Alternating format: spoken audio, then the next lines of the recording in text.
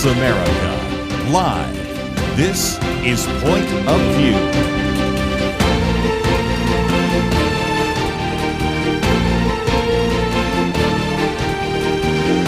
And now, Kerby Anderson. Let me begin with a few questions. What is happening to our world? Why does it seem like everyone has gone insane? Why are so many things that seemingly everyone believed the day before yesterday suddenly held to be retrograde, hateful, and even criminal? And why are the things that everyone seemed to view as lunacy the day before yesterday suddenly are taught and even required? Those are questions from time to time I receive as I travel, and the author of this book has certainly run into those as well. He is Dr. Budzisewski, who's been on the program with us before. Remember our conversation about his book, What We Can't Not Know, which all gets into the whole area of common grace and moral theology, the revenge of conscience, and a variety of others. But as I have been promoting, this book is one that is just out, and it's fascinating. A Pandemic of Lunacy, How to Think Clearly When Everyone Around You Seems Crazy. So, Dr. Budzisewski, welcome back to Point of View, and thank you for writing this book. Well, thank you. I'm glad to be back on Point of View. Peter Kreeft said this book is simply the most complete, clear, and uncompromising account of our decaying culture's insanity that I have read yet. And I started off by talking about the questions I get when we travel around, go to various radio stations that carry this program and meet some of the people that are listeners and donors. And these are the kinds of questions I get, and you get those as well. You admit that you probably have a self-selected audience, but nevertheless, it is, I think, striking that more and more people are saying, how did we get here? And you are really taking on some of those insane kind of ideas, what you call the delusions about various topics. But you've been writing into this some time, haven't you? Yeah, I've been writing about these things piecemeal for some time. I've been writing about this issue or that issue, a lot about sexual ethics, a lot about government. But here I try to catalog them, to just take them all on, to get them between the eyes. Yeah, I'm not. I don't mean by taking them between the eyes that I'm being hostile. I'm trying to speak in a commonsensical way that appeals to people, because our biggest problem right now is that we really are wondering, are we going crazy, or is the world crazy? Am I crazy for thinking that the world is going crazy?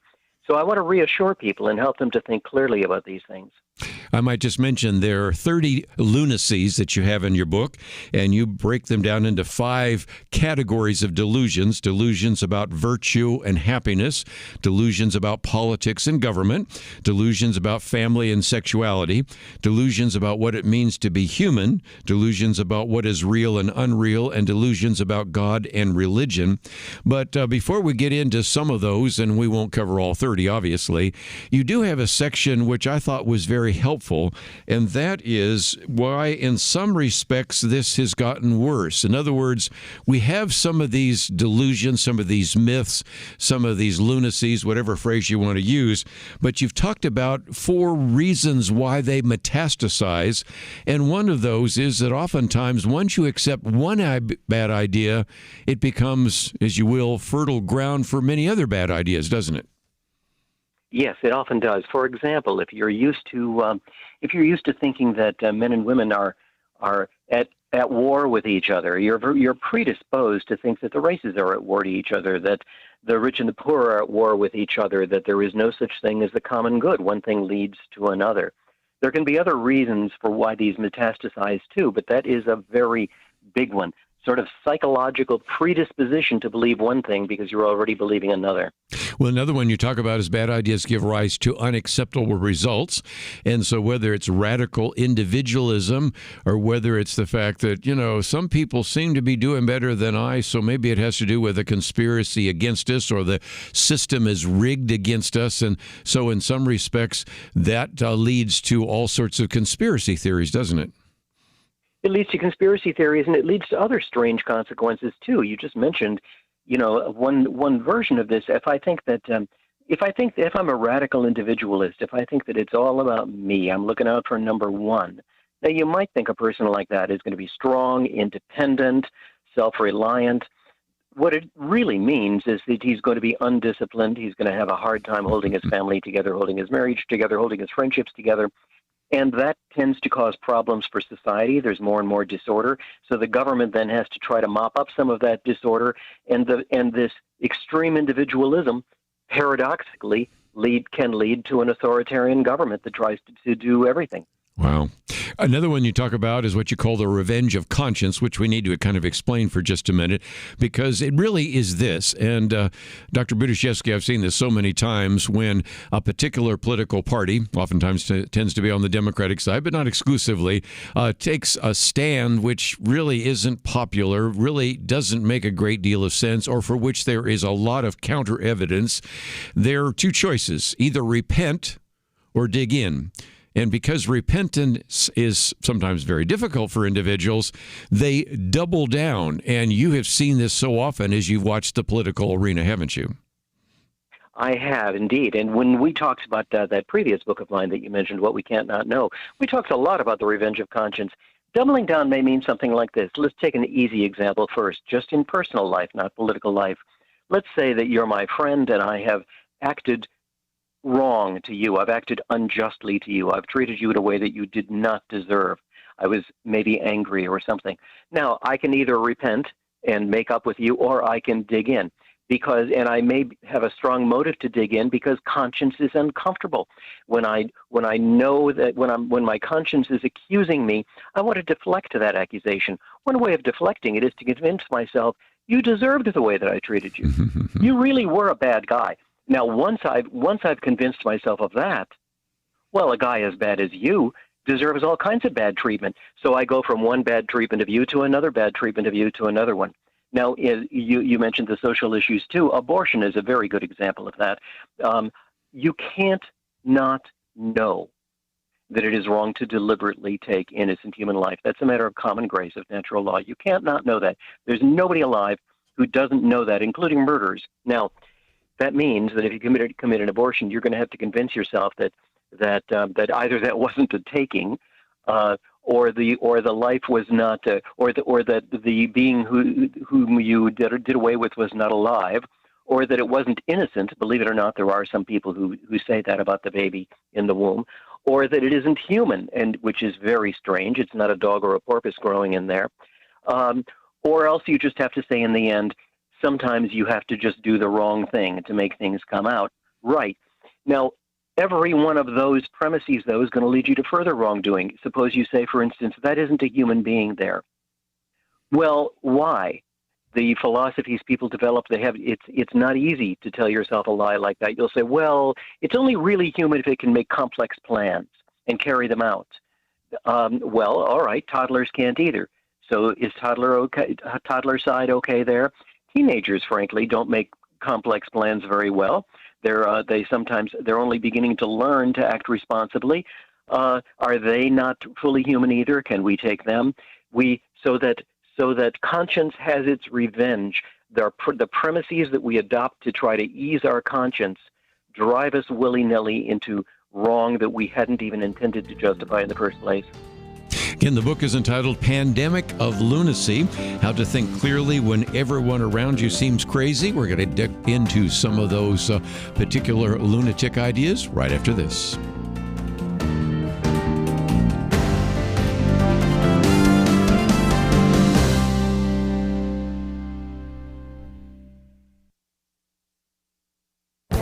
This is Viewpoints with Kerby Anderson. Many people are letting artificial intelligence make most of their decisions. Social scientists have referred to this as AI complacency. A recent court case illustrates my point. A woman was directed by her smartphone to take a route that cut across a 4-lane highway with no shoulder, crosswalks, or traffic lights. When crossing, she was injured. As you might imagine, she sued the provider of the instructions, but the court ruled against her because she should have understood the dangers of crossing the highway. You've probably heard stories of people who have driven into a river or a lake following similar directions. We are becoming more dependent on our phones and AI for our lives. Last month, I talked about how easy it is for many people to believe that ChatGPT is nearly human since it talks to you and has sophisticated language skills. One very intelligent commentator recently had to admit that he often treated the answers he received from AI tools as if they were coming from the Oracle at Delphi. He knows that's not true because he's a smart adult, but will younger users be able to more likely believe what an AI agent instructs them to do? And will the next generation even be able to discern truth? Whenever there's a question that they might have, the standard response is to Google it. Now AI apps are replacing search engines. If they have a question, they will merely turn to services like ChatGPT, Gemini, or Claude to get an answer. They are becoming the sources of truth. Anyone using a search engine to discover an answer will be given a list of articles and links. But if an AI agent provides an answer, that becomes truth. This is concerning at a time when we are becoming more AI complacent.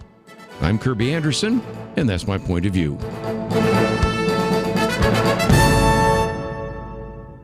Go deeper on topics like you just heard by visiting pointofview.net. That's pointofview.net. You're listening to Point of View, your listener-supported source for truth. Back once again, Dr. Jay Budzisewski with us. The book is entitled A Pandemic of Lunacy, and if you would like to find it in your local bookstore, I think you might be able to do so, but we also have a link so that you can get a copy of it, either in hardback or Kindle. All of that available at our website at pointofview.net. And I thought, Dr. Budzisewski, we might look at part one there, Delusions About Virtue and Happiness. Of course, you've written a whole book about happiness and things of that nature as well, but many of these get us into this issue of common grace, basic right and wrong or vague and equivocal, basic right and wrong or different for everyone. Sometimes we just have to do the wrong thing. You just talked about that a minute ago. There's no such thing as good character. Good character is unnecessary for well-being. And I thought we might just focus on one of those, the idea that basic right and wrong are different for everyone. I'll hold up our booklet that we did a while back, A Biblical Point of View on Postmodernism.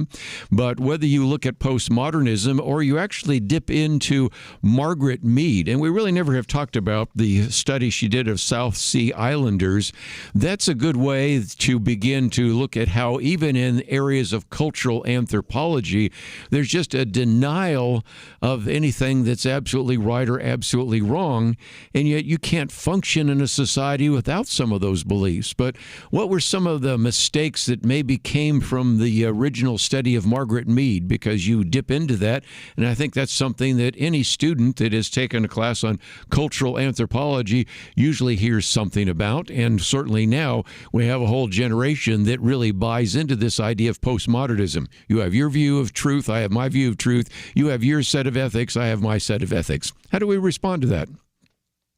Well, I'm very glad to say that at least the errors of Margaret Mead have been exploded. And even anthropologists now recognize that she was wildly, wildly wrong. As a matter of fact, a number of anthropologists are now admitting that there seem to be some moral universals. The idea of not killing innocents, the idea that there's some source of divinity greater than ourselves, the idea that we ought to honor our parents, these things are altogether universal. And some anthropologists, although some of them are still trapped in relativism, some of them are acknowledging this. I'm glad. Margaret Mead, now she was a sexual libertine herself, so it was attractive to her to pull the wool over her own eyes.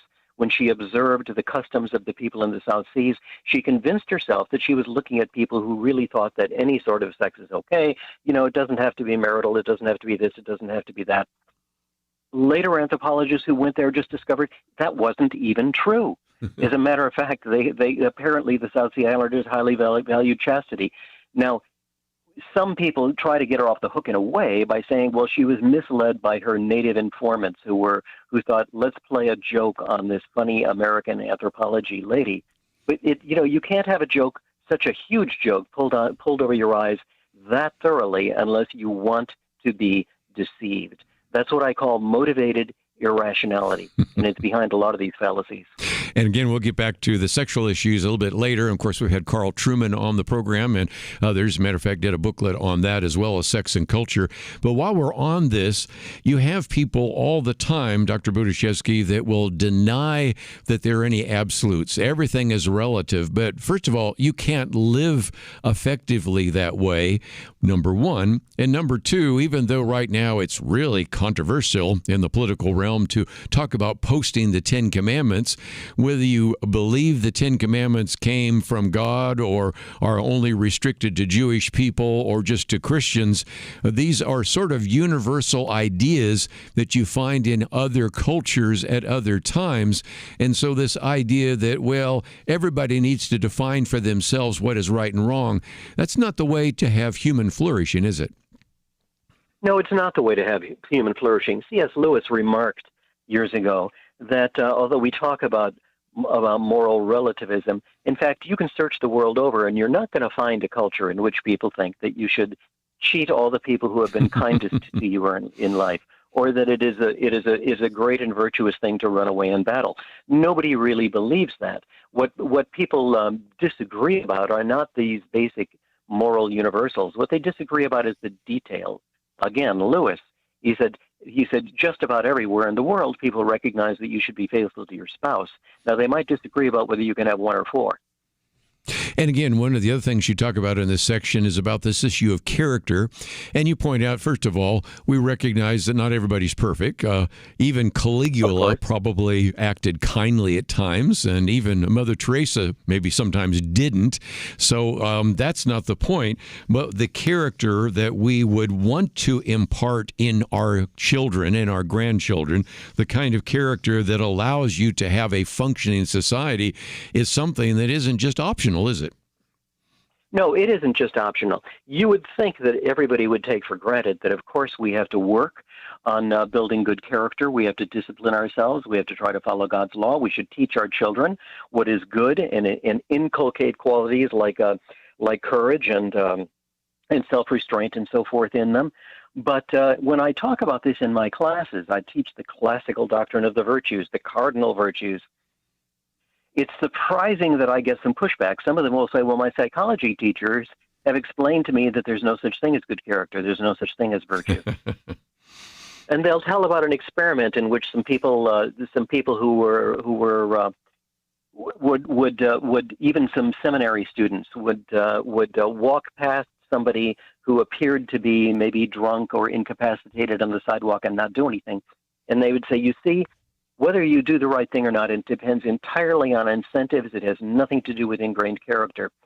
The experiment didn't show that, and in fact, even the psychologist who conducted it didn't claim that it showed that. But people have taken that and they've run with it, and they think, you see, it provides us with a good excuse. If I don't work on my own character, I feel so much better if I'm able to tell myself there is no such thing as good character. Nobody has it. Yes. Now imagine telling your daughter, don't worry that the guy you're thinking about marrying is a lout. There is no such thing as a good character. I hope we don't tell them that. Yes. And again, that's point of, we do a lot of apologetics on this program, and that's one of the best apologetic answers is that, first of all, you just can't live in that world. You can't live in a world where you say there is no evil. You can't live in a world that says character doesn't matter, which kind of brings us to your second section, which will start, at least, delusions about politics and government. There's no such thing as common good. We can attain common good without virtue. The purpose of government is to take care of all our needs. Scientists, scholars, and experts are neutral authorities. We'll get into that maybe after the break. And democracy is the literal rule of the people.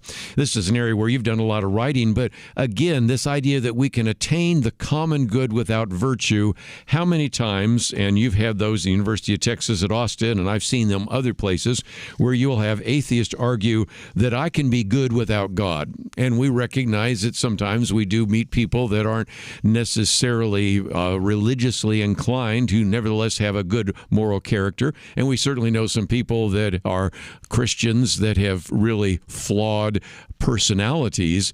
But there is a sense in which if you really want the common good in a society and in individuals, virtue is essential, isn't it? Virtue is absolutely essential. People say there's no such thing as a common good. Look, even sunshine, one writer said, isn't a common good because your enjoyment of the sunshine is different than my enjoyment of the sunshine. Well, come on. Virtue really is the common good. If you have virtue, let's say that you're a brave and just and fair person, suppose that you are wise, and suppose you have all of these qualities of character to a greater degree than I do. You know what? You didn't get those qualities by taking them away from me. You didn't steal them from me. And in fact, I gain by your having them. So we have community in this good. It's not even possible to have competition in it, in the sense of one person being able to take it away from others. This is what is meant by the common good, and it really does exist. Let's take a break, and when we come back, we'll continue our conversation about this book, The Pandemic of Lunacy, and it is how to think clearly when everyone around you seems crazy. We have information about the book on our website, and I think you will really appreciate that. And when we come back, I did want to pick out one of the other lunacies. Scientists, scholars, and experts are neutral authorities, because some of this came because of COVID, because of the virus, because of the vaccine, because of many of the claims that were made at the time. And so in some respects, even as we were talking about your book the other day before we had you come on, we were talking about how many times people have come to be very skeptical about what experts are saying because of what has transpired over the last couple of years. So we'll get into that, and then we'll get into a couple of the other sections, because, of course, we've already sort of touched on delusions about family and sexuality, delusions about what it means to be a human being, delusions about what is real and unreal, and even delusions about God and religion. So much more to cover, and we certainly encourage you to go to our website, pointofview.net, find out more about Dr. Jay Budzisewski. You can find his podcast there, and you can find out more about the book. We'll be right back. It was President Ronald Reagan who said, "I wonder sometimes why we won't recognize that one book could solve a lot of problems for us." He was talking, of course, about God's Word. It holds the solution to our problems because it holds the truth. Did you know that between 2024 and 25, there was a surge in Bible reading among Americans? At last, people are seeing through culture's lies. They're tired of the moral confusion. They're seeking truth that they can live by. March 23rd kicks off Truth Team Week, a special time when Point of View highlights the impact of Truth Team members on our culture. But you don't have to wait to make a difference. You can join the Truth Team today. Help Americans find the truth they need. Visit pointofview.net or call 1-800-347-5151 to learn more. That's pointofview.net and 1-800-347-5151. Point of View will continue after this.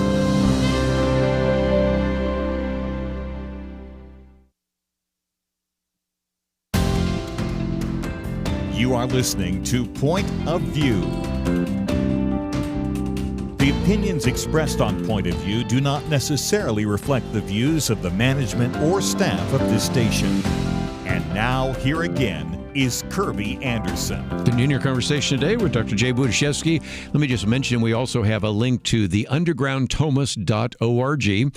Don't even have to know how to spell it because we have it on our website there, and you can find out more about Dr. Budzisewski, some of the teaching, his books, his blog, which he enters each week. I think it's every Monday, and all sorts of other things. So that link to the website is there. Of course, information about the book is there in case you would want to get a copy, and I certainly do recommend that. Let's, if we can, focus for just a minute on one of the lunacies. Scientists, scholars, and experts are neutral authorities. Kind of reminds me of our booklet that we had a number of months ago that was a biblical point of view on wokeness, because you know only so well, during the COVID experience, during the pandemic and then the virus and the masking and all of that, we were told to trust the science. Now, I do trust the science. I think the scientific method has been a wonderful and very effective way to come to truth. But trust the science versus trust the scientist is a little bit different. And I think we've learned only to our dismay that some of those trusted scientists, scholars, opinion leaders, and others weren't as objective as we might have thought they were.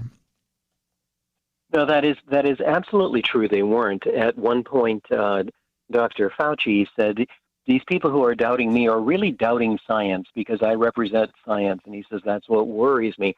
But later on, in testifying before a House of Representatives Select Committee, he admitted that the recommendations that his team came up with, I quote, just sort of appeared. Now, that doesn't make it sound like they came from science. Now, I think even we need experts. They do know more about certain things, but they don't know everything. And there's a difference between expertise and wisdom. Expert judgment can easily go wrong even when people are not biased. At one point in the 20th century, climatologists thought the Earth was becoming colder. I remember when I was a kid, all my grade school science teachers said the world is becoming colder. That's what science tells us. Geologists at one time in the 20th century still thought that the idea of continents moving was absurd. Well, now we know that they do move, and there was a lot of resistance among geologists to the idea of plate tectonics. Or still earlier, we say, oh, it was just crazy that people used to think that the sun orbits the Earth. Of course, the Earth orbits the sun.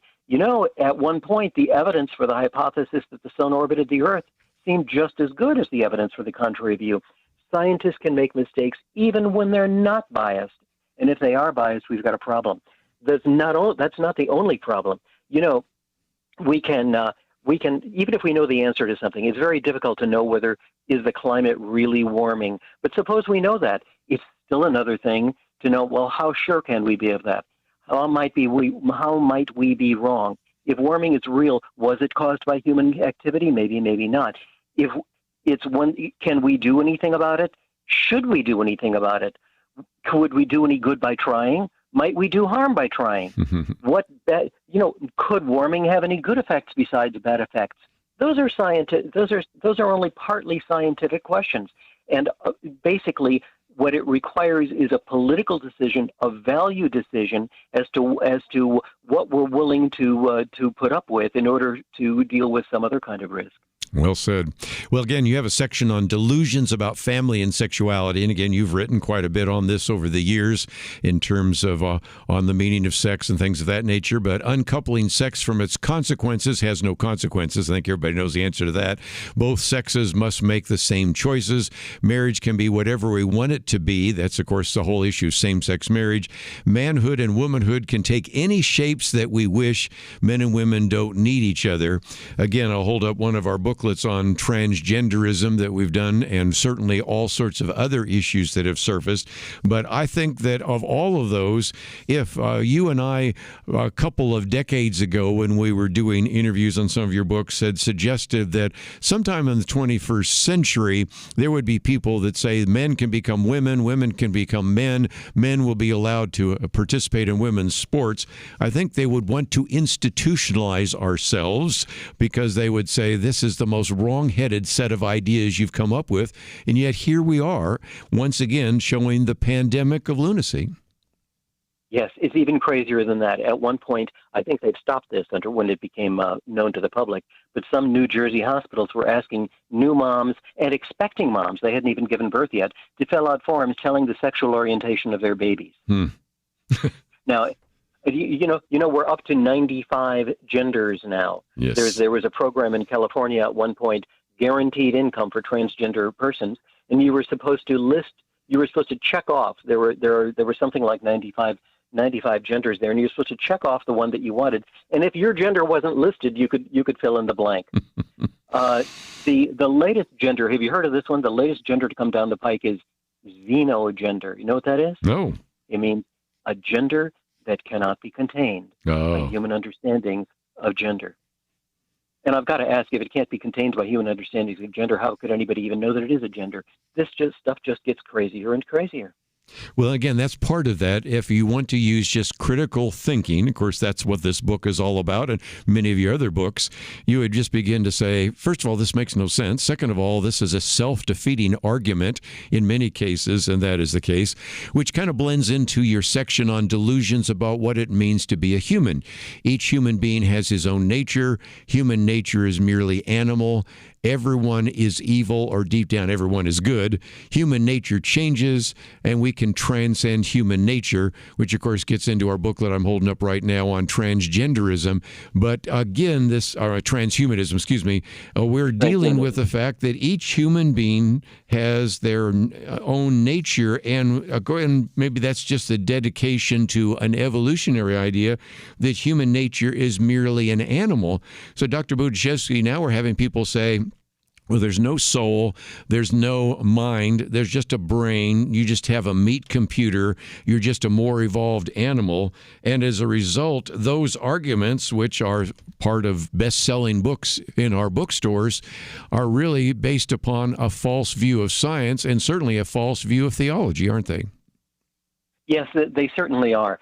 And, at the root of every one of these lunacies, there is some grain of truth. If there weren't, nobody could fall for them. Every liar knows that in order to convince somebody of something that is untrue, he has to pack as much truth into the lie as possible, and just give it a little twist at the end. Now, that's also true of innocent errors. You're more likely to be taken in by a delusion if there's something true there. Take the delusion that each human being has his own nature. Well, it is true enough that you have a different personality than I do. I have a different personality than my wife was. But in the essence of the human being, in being rational beings, embodied beings, not like angels, we are alike. We have a similar ground plan, not just a physical ground plan. I've got arms and legs and a heart and so forth, but we have minds that are oriented toward knowing the truth, especially the truth about God. These are things that we are made with a view to family life. The two sexes are oriented to each other by the design. These are things that we can't change, even though there may be differences in personality.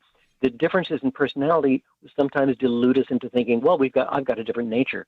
We shouldn't even say human. We should say you're a type 1 human or something like that. He's a type 6 human. And it's easy to see how we could fall into these things.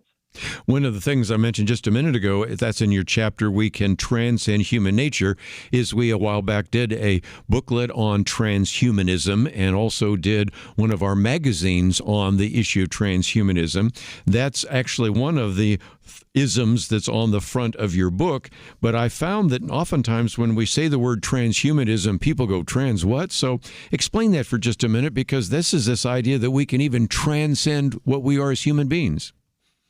That's right. If you really believe that our nature is not something that was designed, that was intended, that it was given to us by God, but if you really believe that our nature was just the meaningless and purposeless result of a process that did not have us in mind, well, then why not transcend our nature? Why not change it? Look, I love my kids. My nature impels me to take care of them. I'd feel terrible if I didn't. Children need a mom and a dad, but if we'd evolved a little bit differently, maybe like guppies, we would eat our children instead of taking care of them.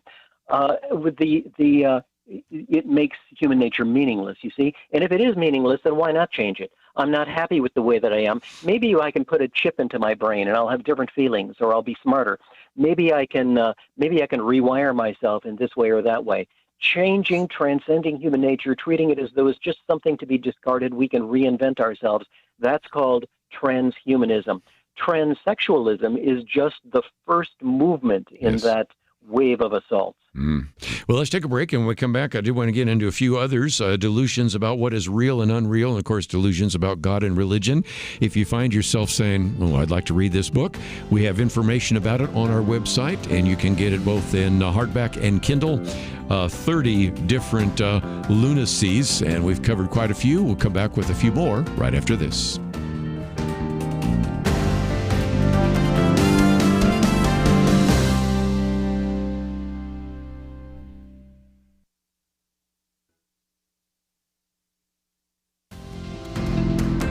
You're listening to Point of View, your listener-supported source for truth. Continue our conversation today with Dr. Jay Budzisewski.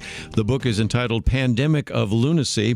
And Dr. Budzisewski, early on in the book, you talk about the fact that one of your friends said, the problem with this book is that the people that need to read it won't, and the people that read it don't really need it. And you've been a little more optimistic. And what made me think about this is years ago, a friend of mine, Paul Meyer, when he was alive, wrote a book called The Workaholic and His Family. And he said, I guess this is a waste because workaholics won't read the book. But the fact is he added a family because even if the workaholics wouldn't read the book, the people around him might and then get some insight. The same sort of thing is here. Yes, we know a lot of people that believe some of these crazy ideas, but even if you can't get them to read the book, I think this book provides you with some great sort of quick comments and maybe a little bit of logic to help people move away from some of the insanity that they've actually been able to drink deeply of. Yes, that's right. There's the people who have drunk the Kool-Aid, the poisoned Kool-Aid all the way, who've just swallowed all these lunacies. It's very hard to reach them. They're sort of locked in, although even then, reality touches them at some points, and you can wait, and it's going to break through. But a lot of people aren't there. What it is that they don't accept a lunacy, but they're wondering if something is wrong with them because everybody around them says they ought to accept that lunacy. Or they got 1 foot in the lunacy and 1 foot out, or they've begun to sink into it and they're beginning to think about escaping. Now, I'm writing the book largely for all those kinds of people. The people who are thinking, am I crazy to think that this is a lunacy? No, you're not crazy. You can think clearly. It's possible to do it. You can reestablish contact with your common sense and maybe there even help others, the members of your family, your friends, recover a little bit of common sense. And again, you have a section on delusions about what is real and unreal. Each person has his own reality, and things are whatever we say they are. But the final one is delusions about God and religion. Religion doesn't concern the truth about God. We can't know the truth about God. The truth is there is no God. Judging what is true is or false is intolerant. Truth about God doesn't matter. But I'm thinking about that one, the truth that there is no God.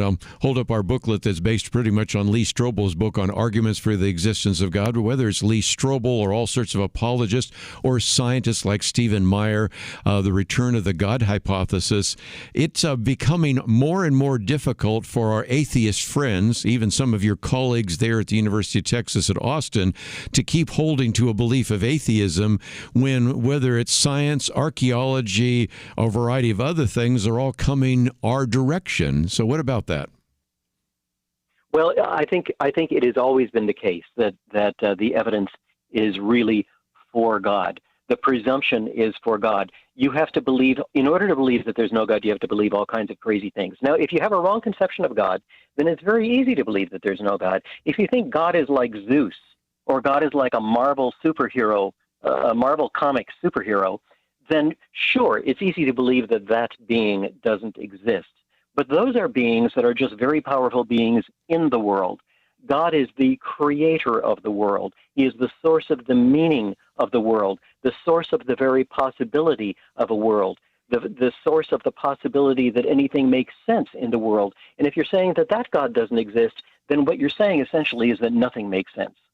Nothing, that you can't make sense of anything. You might as well give up the whole thing. Nobody does that. What people try to do is dance on the thin ice covering over the abyss and say, I believe things make sense, but there's no reason why anything makes sense. No, you can't go there. One of the other ones is the truth about God doesn't matter. Well, yes, it does.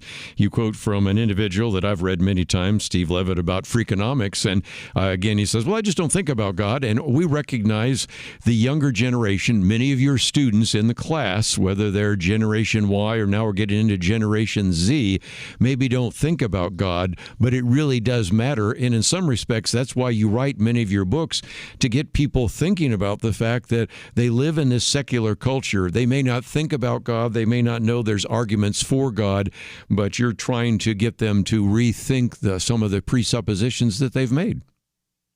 That's true. When people say there's no reason to believe in God, people who say that generally have not looked into the arguments. They say, well, there's no convincing argument that there exists a God. They haven't considered the arguments. There have been centuries and centuries of arguments made for the existence of God. They don't know anything about them. But the idea that the truth about God doesn't matter is even weirder to me. Years ago, when I didn't believe in God, when I didn't believe in good and evil, when I didn't believe in my own personal responsibility for my actions, I was miserable. And I have a hard time, that's one kind of despairing nihilist. I have a hard time understanding the sort of pop culture nihilist who says nothing makes any sense, the truth about God doesn't matter, nothing else matters. That's cool.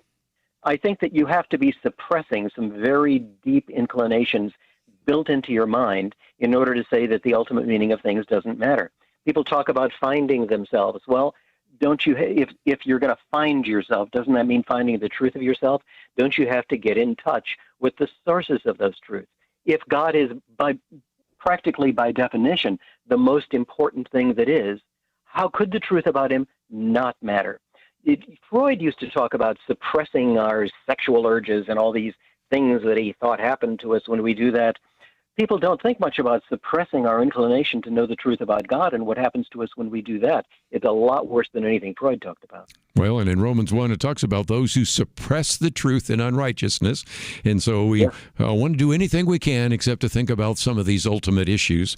So let me just, before we wind down, talk not only about the book Pandemic of Lunacy, but we do have a link to the undergroundthomas.org. And there's your teaching, many of your articles. Of course, you have a blog that comes out. You have all sorts of commentaries on Thomas Aquinas and all sorts of other commentaries and resources that would be very helpful to individuals.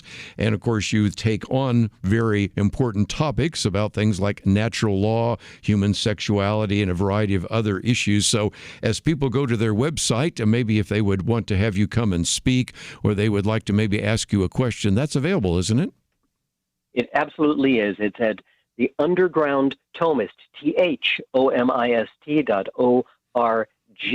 They can go there, and they've got the links to all those different things that you just mentioned, as well as a link to the book itself, Pandemic of Lunacy.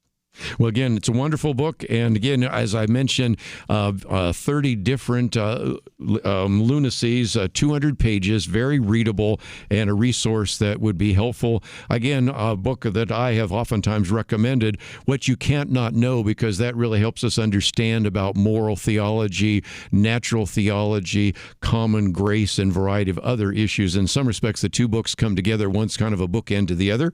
So, Jay Budzisewski, it is always great to have you on the program. Thank you for writing this book, and thank you for giving us an hour today to talk about it. Well, thanks for having me on. I've enjoyed talking with you. We, again, encourage you to find out a little bit more. An individual that has been married for more than 5 decades, been really teaching at the University of Texas at Austin since 1981. If you'd like to know more about him, we have all sorts of information about that on the website. And as I began, a lot of us do wonder what has happened to our world. Seemingly around us, all sorts of people have gone insane. It's so crazy. How many times have around the table we said, you just cannot make this stuff up? And so this is an attempt to really try to patiently explain some of these delusions and to look at how that affects things like morality and politics and government and family and sexuality, as well as theology, God, and religion. And so I think this is a great resource for you, and it would be something that would help you maybe have some good talking points, responses, maybe an antidote to some of the craziness around us. So sometimes just tuning into Point of View helps you realize, no, I'm not crazy. The world around me is crazy. That's why I thought this would be a great handbook for you. The Pandemic of Lunacy, and you've been listening to Point of View.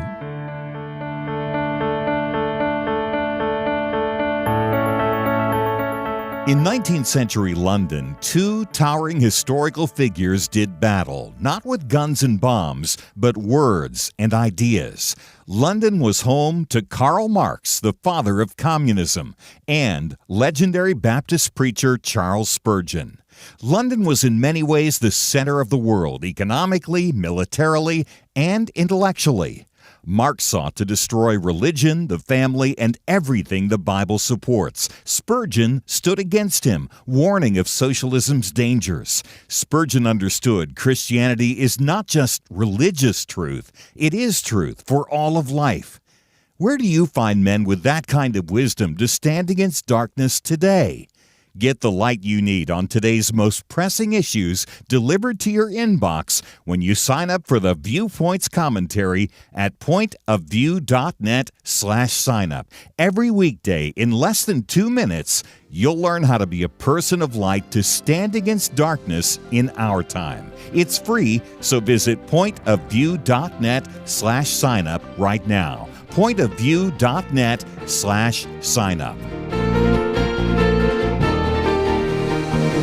Point of View will continue after this.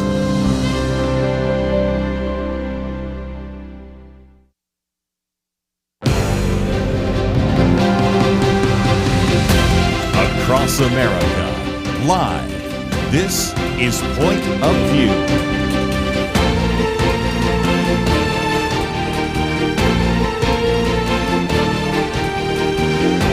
And now, Kerby Anderson. Second hour today, happy St. Patrick's Day, and you can see I'm wearing a green tie in case you have not seen that before. And I thought for just a minute I might talk a little bit about St. Patrick, if for no other reason than I think it was 9 years ago I did a commentary which caused a bit of a stir because I said at the time that most of what you know about St. Patrick is probably wrong. You probably heard that, for example, that he was Irish, that his birthday was March 17th, and that he was able to drive all the snakes out of the Emerald Isle. All three of those are not true, by the way. But nevertheless, I think I caused a stir with some of our Irish listeners. So let's tell the true story of St. Patrick, because if nothing else, we're going to get into some other issues. But Patrick was born in what was at that time Roman Britain. Matter of fact, his father was a Roman official, kind of a middle-class family, about 390 A.D. When he was a teenager, some marauder pirates or Irish raiders attacked the home. He was captured. He was taken to Ireland. He was sold to an Irish king who then put him to work as a shepherd. Now, some of the material I have comes from just all sorts of sources, but one of those is from a very good book, which I would commend to you, by Thomas Cahill, which was, I looked it up, written 30 years ago. So it's probably time to mention that if you want to understand some very important aspects of how the Irish saved civilization. Powerful book, well written. He gives us a little bit of that idea in which he says, quote, "The work of such slave shepherds was bitterly isolated, spent months at a time on the hills there in Ireland. And so as a result, he found himself discouraged, hungry, lonely, frightened, probably bitterly cold, I can imagine. And that caused him, as an individual that grew up in a kind of a nominally Christian home, but he didn't really believe in God, to maybe seek out God. And in his confessions writes, "I would pray constantly during the daylight hours." And then he says, probably the one place where his conversion took place, "The love of God surrounded me more and more." Well, after he had been captured and about 6 years into his time as a shepherd, he actually said that God spoke to him. Now, in my commentary, I talk about numerous times in which he received that voice, but nevertheless, we can have a debate as to how many times, but nevertheless, there was a vision of "your ship is ready." So he wanted to know what to do.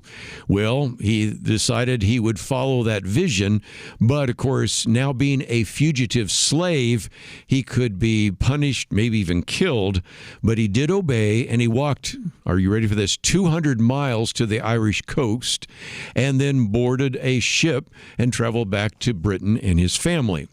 Okay, now Patrick is back in England, where he originally began, back in Britain.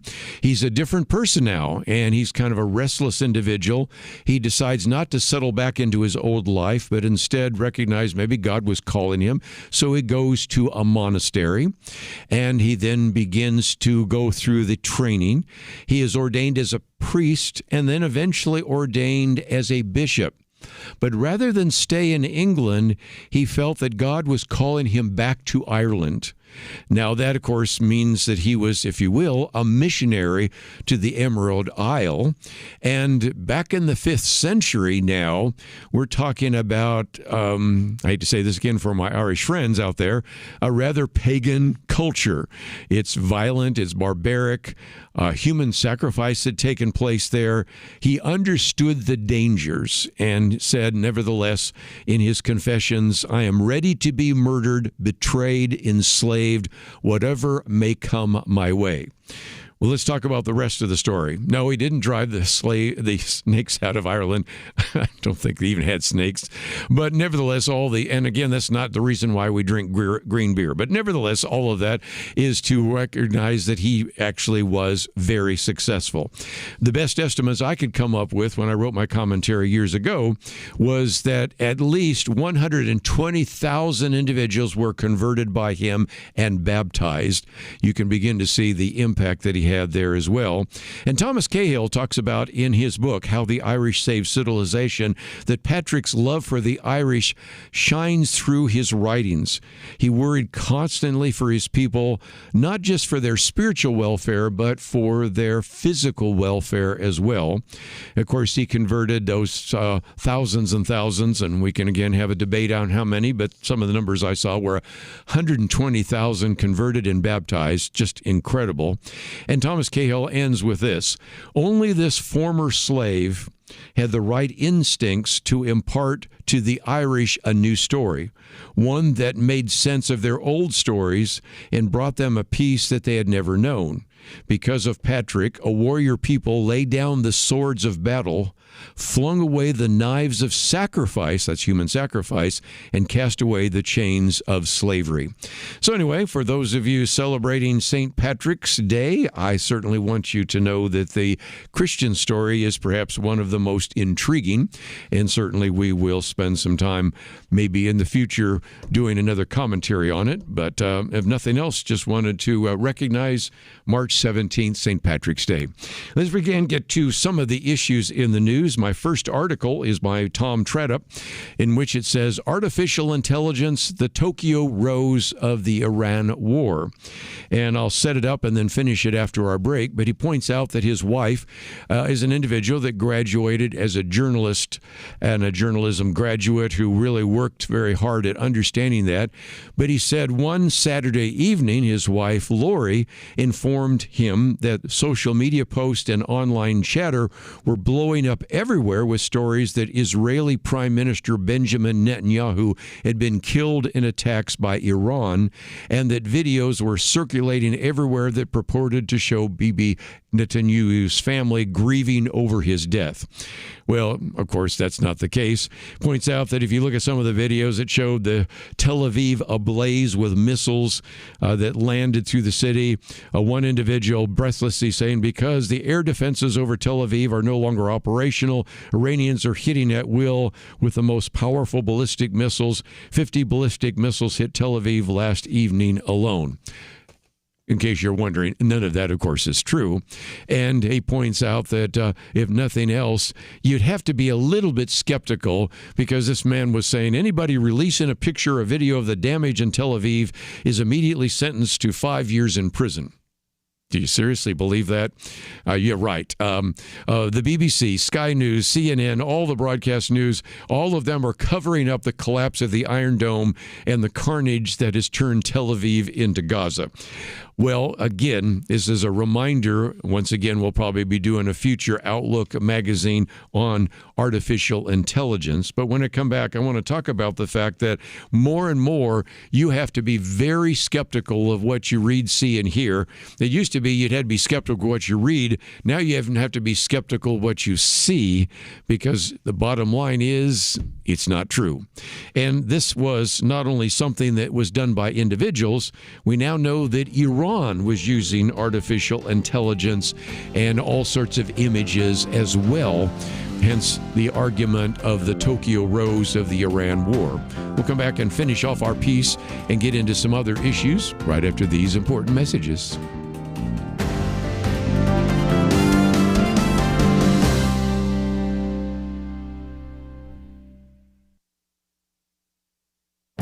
This is Viewpoints with Kerby Anderson.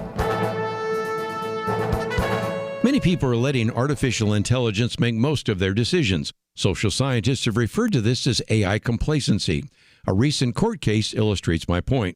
A woman was directed by her smartphone to take a route that cut across a 4-lane highway with no shoulder, crosswalks, or traffic lights. When crossing, she was injured.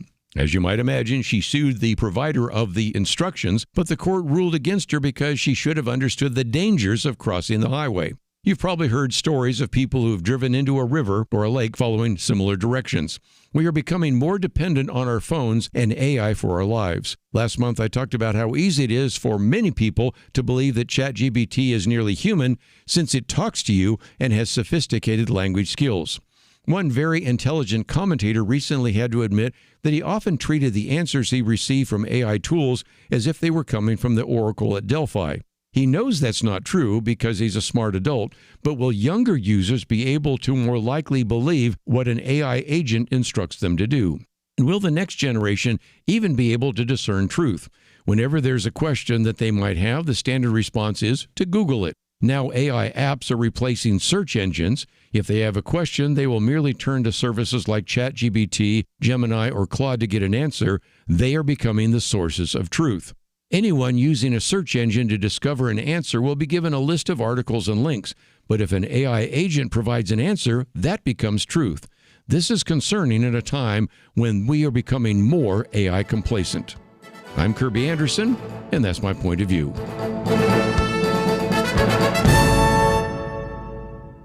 Go deeper on topics like you just heard by visiting pointofview.net. That's pointofview.net. You're listening to Point of View, your listener-supported source for truth. Our first article talks about the fact that, as we have said so many times here on Point of View, you need to have some discernment, probably need even more so with this issue of artificial intelligence. Tom Tradup says artificial intelligence, the Tokyo Rose of the Iran war.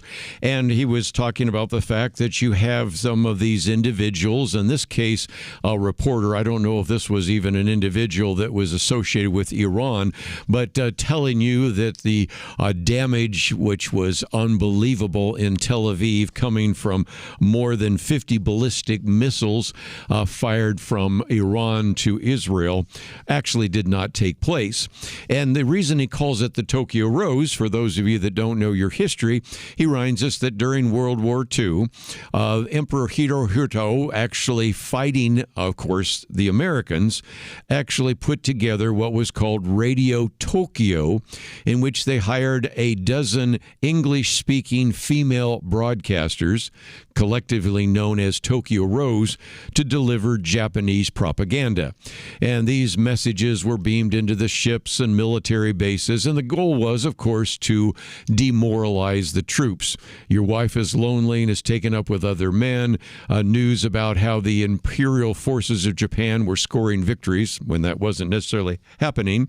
And so as a result, the way to counter that was, during the time, the American media was still very patriotic. And as Tom Tradup points out, overwhelmingly news coverage promoted national unity and encouraged recruitment for America's armed services. So the bottom line is that, first of all, you had a lot of individuals that probably didn't believe it was true, and they had from the mainstream media, when they could hear about that, and sometimes those were beamed in or those were newsreels shown at the ships and at bases and things like that, the true story of what was taking place. Fast forward now to 2026. And here he says the mainstream media's primary function seems to be to oppose the deportation of illegal aliens and to tear down anything related to President Donald J. Trump. He says news reports and TV reports and feature articles historically parrot Democratic Party talking points, including the canard that illegal immigrants must therefore not be deported because they built America. He takes on that and all sorts of other issues. But nevertheless, he points out that back then, Hirohito, who was the so-called Prince of the Rising Sun, and the people at the Radio Tokyo, he says, probably are laughing today if they could actually know about this, how hard they worked to try to infiltrate and demoralize Americans with the Tokyo Rose broadcast during World War II. Had they been around today, he says, they'd all have needed only to have a few laptops, some AI skills, and a cadre of anti-Semitic individuals to undermine America's current efforts to disarm Iran's blueprint for nuclear blackmail of the world.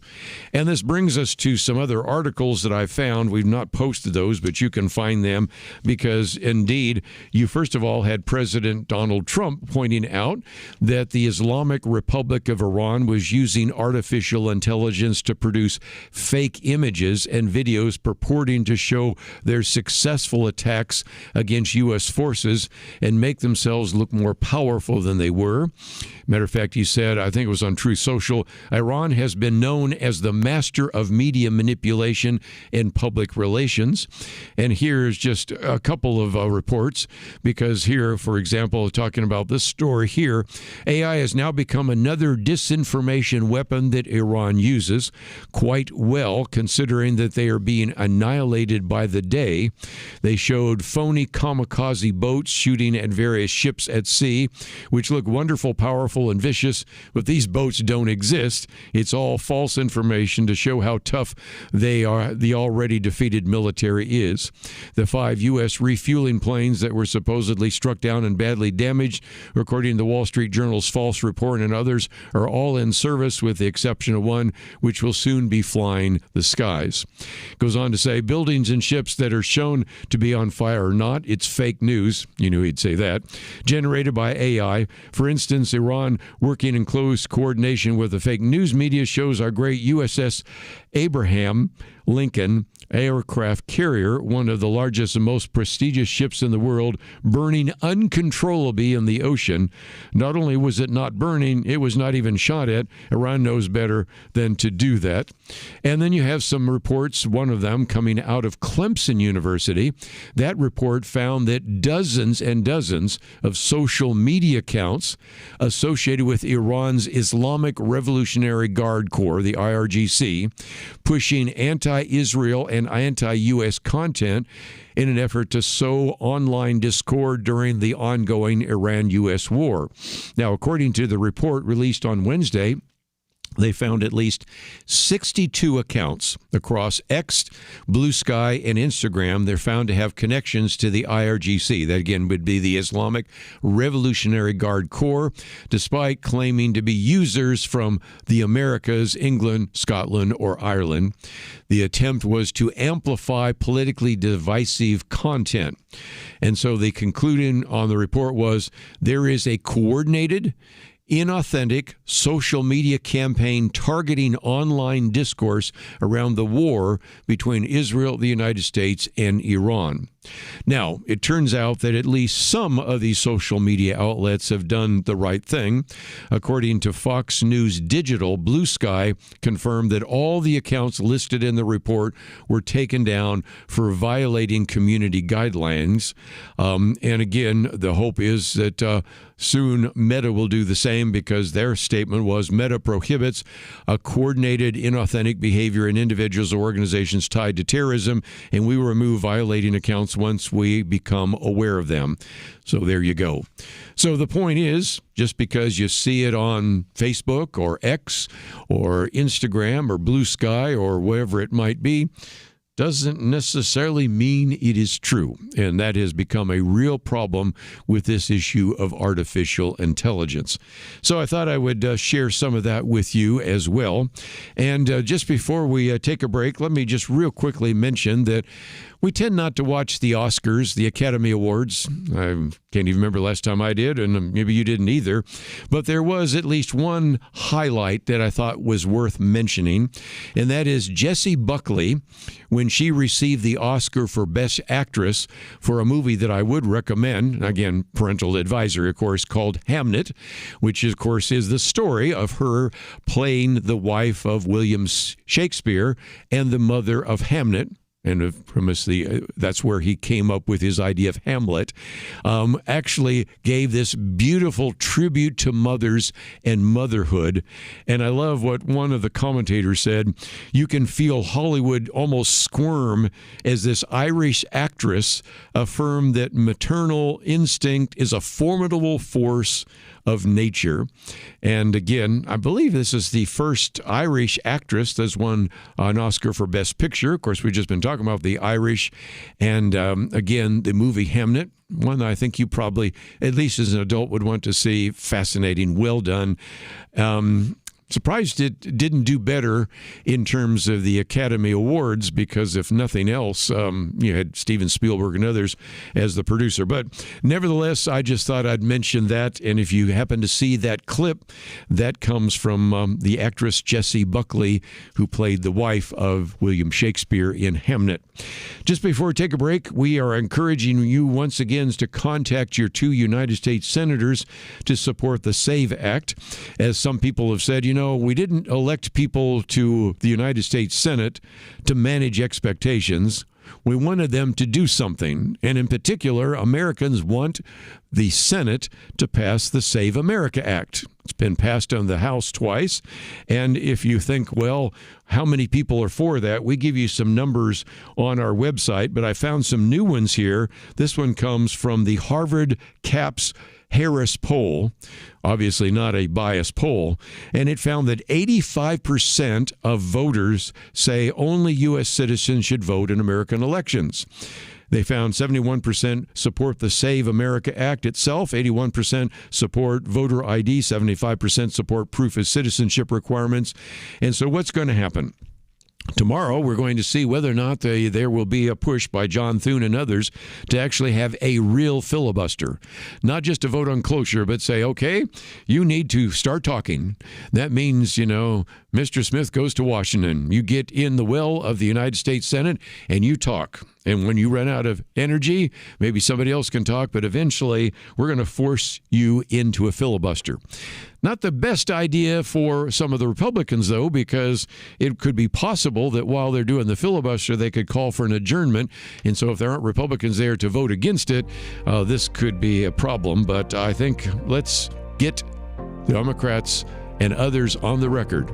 Do you believe that indeed you should show a voter ID before you vote? If you think so, you should contact your 2 senators. That's on our website at pointofview.net. It was President Ronald Reagan who said, "I wonder sometimes why we won't recognize that one book could solve a lot of problems for us." He was talking, of course, about God's Word. It holds the solution to our problems because it holds the truth. Did you know that between 2024 and 25, there was a surge in Bible reading among Americans? At last, people are seeing through culture's lies. They're tired of the moral confusion. They're seeking truth that they can live by. March 23rd kicks off Truth Team Week, a special time when Point of View highlights the impact of Truth Team members on our culture. But you don't have to wait to make a difference. You can join the Truth Team today. Help Americans find the truth they need. Visit pointofview.net or call 1-800-347-5151 to learn more. That's pointofview.net and 1-800-347-5151. Point of View will continue after this.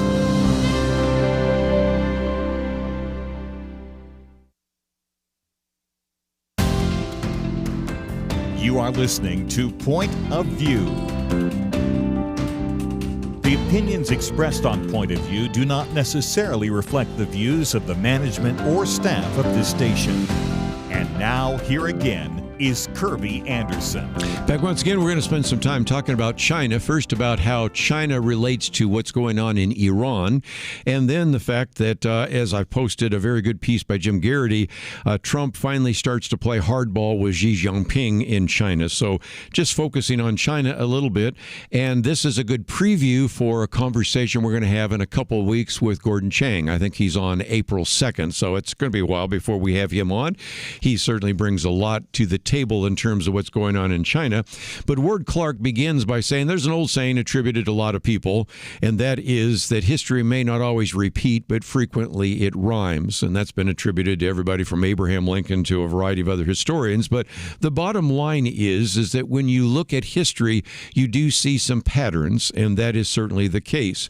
So he spends some time really quoting from an article by Dan Grazier, and I kept this article because he gives you kind of the front, back, and the back part, so that rather than going directly to the article, you could get more of his perspective on the fact that when we see what's unfolding in Iran and what's unfolding in China, would this be a future conflict with China? So you have a couple of issues I need to address.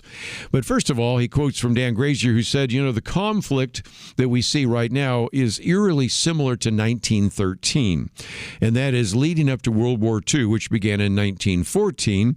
You had all these alliances, and you had mutual defense attack pacts between Russia and France and Germany and the Austro-Hungary and on. And if you are aware of that, look it up on a book or go to Wikipedia. So when Franz Ferdinand and his wife were murdered by a Serbian nationalist in June of 1914, you had this diplomatic crisis. You had all these war declarations. Once Austria-Hungary declared against Serbia, then Russia, then the Germans, pretty soon England, and of course you had World War I. Well, when World War II began, the same sort of thing. At first, World War II was seen as maybe some minor skirmishes that happened in China, but then he goes on to say that what Victor Davis Hanson, who we've had on the program before, wrote about World War II only looks like World War II in hindsight. For the people living through it, especially in the beginning, World War II looked like a series of rather ordinary border conflicts and territorial conquests. The Japanese invaded Manchuria in 1931, then further expanded the conflict with China in 1937. Italy invaded Ethiopia in 1935. Germany remilitarized the Rhineland in 1936, annexed Austria in 1938, occupied the Sudetenland 6 months later. But the point is that both wars had kind of one, if you will, seminal event that then suddenly produced escalation. Could this happen with Iran? Well, this is where I appreciate Ward Clark saying, the possibility of some kind of black swan event happening right now doesn't look like it was going to happen. If for no other reason than, as we just pointed out, Iran's ability to launch any kind of counterattack has pretty much been diminished. But at the same time, would possibly bring regional powers there? Will the United States, Russia, China? Well, Russia's pretty much tied up in Ukraine. Don't see that happening. Its population is crashing, I should say. They've lost a lot of people. But what about China? Well, it turns out that, again, at the moment, China at present doesn't have the capacity to project power and force the way the United States does. But still, some of that is unfolding. And so this particular piece by Ward Clark turns out to be a great introduction into my third article by Jim Garrity, in which he is arguing that maybe we're now seeing Donald Trump becoming a little more hostile towards and playing hardball with Xi Jinping. Jim Garrity puts it this way: a recurring complaint in this newsletter and elsewhere is that Donald Trump, the man who once said on the campaign trail, "We can't continue to allow China to rape our country," has mostly proven to be about as tough as the Pillsbury Doughboy, and as a result talks about all the things that he's allowed to happen. NVIDIA selling advanced AI chips to China, halting sanctions on the Chinese Ministry of State Security, of course the TikTok deal, which was supposed to be closed down, and a variety of others. And so even recently, President Trump has talked about Iran might actually provide a benefit of what he's doing right now to China. He said, for example, in one of his posts, or no, it was his press conference, Donald Trump said, we're doing this for the other parts of the world, including countries like China. They get lots of their oil through the straits, which would be, of course, the Straits of Hormuz. They're doing and we're doing this. We have a very good relationship with President Xi in China. I'm going to there in a short period of time, and we're protecting the world from what these lunatics are trying to do, and very successfully, I might add. Well, okay, before the war started, almost 38% of the oil passing through the Strait of Hormuz went to China, about 5.3 million barrels per day. Now, interestingly enough, China is actually getting more because Chinese ships are getting through the Straits of Hormuz fine because they're not being attacked. And so as a result, we are seeing actually more oil making its way to China. And so that is part of the issue that we can see. Even though there has been great outcry, especially in some of the legacy press, about how some of these oil shipments aren't getting through the Straits of Hormuz, but they're making their way to China without any problem at all. But there is at least some evidence that President Trump is starting to lose his patience with Xi Jinping. He conducted an 8-minute interview with the Financial Times on Sunday and told the newspaper that he would delay his summit with Xi, scheduled for March 31st, as part of his 3-day presidential visit, because he's looking at, of course, what is happening in Iran. And as a result, the Chinese Navy might not necessarily need to go to the Persian Gulf because most of their cargo ships are traveling through there unmolested. So as a result, you're starting to see a little bit of, well, maybe we're going to back off from having a cordial conversation with China. Meanwhile, this is something I'd missed. If you look at the United States Trade Representative, that's Jamison Greer, they announced the initiation of new investigations into the 60 countries that have excessive manufacturing capacity due to forced labor. Well, if you know anything about China, forced labor in China is rampant. And really, the only people that dispute it are some of the people in Beijing. And so as a result, Jamison Greer said, despite the international consensus against forced labor, governments have failed to impose and effectively enforce measures banning goods produced with forced labor from entering their markets. For too long, American workers and firms have been forced to compete against foreign producers who may have an artificial cost advantage gained from the scourge of forced labor. You think? He went on to say these investigations will determine whether foreign governments have taken sufficient steps to prohibit the importation of goods produced with forced labor and how the failure to eradicate these abhorrent practices impacts U.S. workers and businesses. And so, again, you can see some of the report that came out a while back, quote, over the last 4 years, the People's Republic of China have carried out a massive detention and political indoctrination campaign against the Uyghurs, who are predominantly Muslim, the members of other ethnic and religious minority groups in various regions around China, and the courageous voices of survivors, in particular, their families abroad, and researchers and international advocacy groups have thoroughly documented China's discriminatory use of surveillance technologies and trumped-up administrative criminal charges to abduct and detain more than 1 million Muslims, including Uyghurs and a variety of other groups maybe you've not heard. And so as a result, up until now, I think it is fair to say that Donald Trump has not really dealt much with the issue of human rights abuses, and that seems to be changing as well. And so it may well be, according to some of the things Jim Garrity says, that the forced labor investigation that was announced might also be leverage that Treasury Secretary Scott Bessent can use with the Chinese vice premier, and that is the case. So we will obviously follow this. We'll spend some time obviously talking about that with Gordon Chang in a couple of weeks, but some of the connection between Iran and China is something I wanted you to read about. And again, there are two very good articles, one by Ward Clark, one by Jim Garrity, to address some of those issues, which we will come back to in the future as well. But before we wind down, thought we'd hear from Howard Schultz, who decided to leave Seattle. And I think it illustrates an exodus that's going to be taking place a lot more from a lot of these blue cities. That coming up right after this.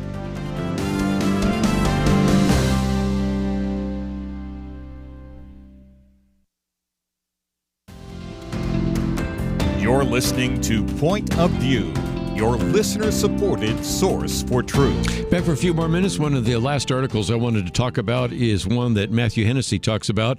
It has the rather provocative title, Howard Schultz Says, See Ya, to Seattle. Now, if you're not familiar with Howard Schultz, let me give you some background. First of all, he was able to purchase Starbucks, actually renamed it, and turned that into, of course, a franchise that virtually everybody is aware of, and that began in Seattle. Now, if you don't know his background, I learned this one time when I was seeing him testify in front of Congress, and they were making a big deal about the fact that he was a billionaire, and he said, wait a minute. I grew up in federally subsidized housing. Yes, he did. He grew up in federally subsidized housing in Brooklyn, New York. It was so difficult that he has told the story that when the phone would ring, his mother would say, if it's a bill collector, tell them I'm not here. So he came from not maybe abject poverty, but pretty close, certainly lower middle class, to put it mildly. And then when he was able to purchase the coffee store and then wanted to have 6 outlets, just to show again how integrated he was into Seattle, it was Bill Gates Sr. That's right, Bill Gates' father. Bill Gates Jr., of course, head of Microsoft, but Bill Gates Jr. was the one because Howard Schultz was trying to get some of these particular locations, and he was getting outbid, and so Bill Gates Sr. stepped in and actually told the other person to back off in terms of the acquisition and even help finance it. So when Howard Schultz says, I'm leaving Seattle, recognize that he came to Seattle, purchased a coffee shop that turned into this international franchise known as Starbucks, which has always been located in Seattle. He, of course, is no longer the CEO, and as a result, he doesn't necessarily need to stay. So as a result, as Matthew Hennessy says, billionaires are free to fly away, high away, bye-bye. And he says, look, Starbucks is synonymous with Seattle, but the man who built one of the most successful American companies over the past 40 years announced last week that he's finished with the state of Washington. Billionaire Howard Schultz is moving, where else? To Florida. I wish he'd come to Texas here. We brought a number of people here as well. His new neighbors will include Jeff Bezos. You know who he is? Yeah, well, he's the founder of Seattle's other famous company. You've heard of it, Amazon. And Mr. Bezos made that move to the Sunshine State in 2023. Now, as Matthew Hennessy says, you don't have to be a certified public accountant to figure out why all the rich guys are leaving Washington State. Right now, the Democratic lawmakers in Olympia, Washington, are ramming through a punitive 9.9% millionaire's tax. And as a result, this is going to fall on at least 20,000 Washington taxpayers. And as a result, the state of Washington right now loses a taxpayer every 30 minutes, according to the National Taxpayers Union Foundation report. This is not good. And the governor of the state of Washington, Bob Ferguson, says he'll sign the bill despite a provision in the state constitution that prohibits taxation of income, which is a warning to some of you in other states which don't have an income tax. Of course, Texas, Florida, Tennessee, some of them are like that, but nevertheless, we'll go on. And so as a result, people like Howard Schultz and Jeff Bezos, they have options. They don't need to live in the places where they aren't welcome and where it's cloudy 226 days of the year. If you go to Seattle, and I go there with some regularity because I have friends there, and sometimes we're going through there on the way to other places on the West Coast, even up to Alaska. If you go in there and the sun is shining, everybody looks up and says, what is that in the sky? But nevertheless, the list, as he points out, of CEOs who have actually decided to leave some of these places are the Google co-founders Larry Page and Sergey Brin, Citadel's Ken Griffin, PayPal founder Peter Thiel, as well as Meta's apparently Mark Zuckerberg.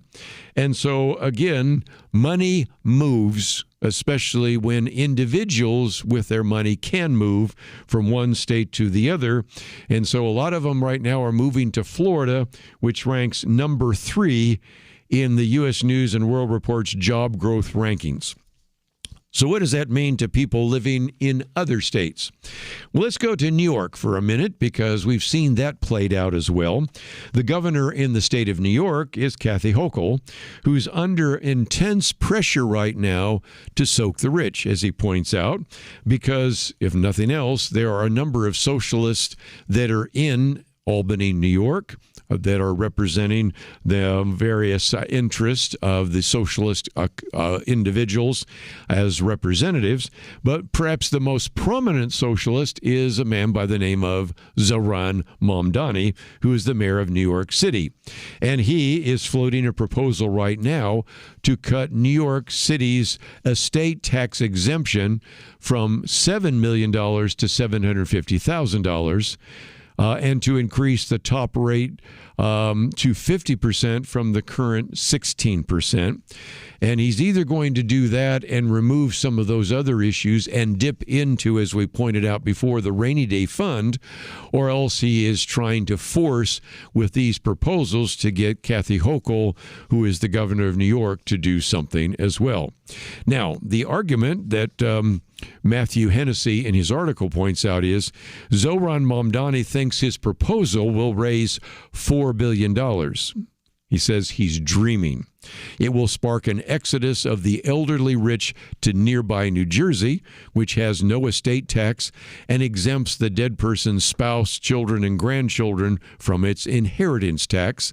Among the states with no estate or inheritance tax and nicer weather, well, that'd be Florida, North Carolina, South Carolina, Tennessee.